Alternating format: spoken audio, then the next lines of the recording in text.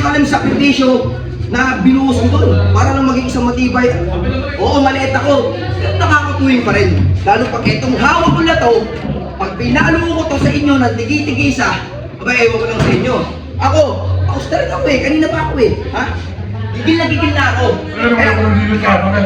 Sumasagot ka pa. Sino masakit? Ha? Huwag ka nang sumagot. Kasi yung mga sumasagot lalo ako nagigigil Ano eh. ang problema mo? Malaki! Kayo ang problema ko. Kasi kung umasta kayo, akala nyo kung sino kayong mga malalaking mayayaman.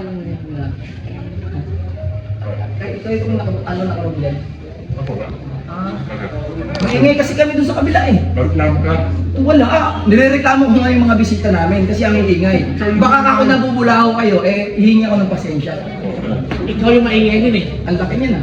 Ay, kamay mo na tamaan eh. Sorry. Sorry. Pasensya na kayo ah.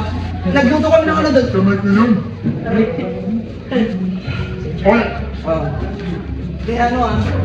Sa bala. Reklamo ka? Hindi, wala. Laki mo.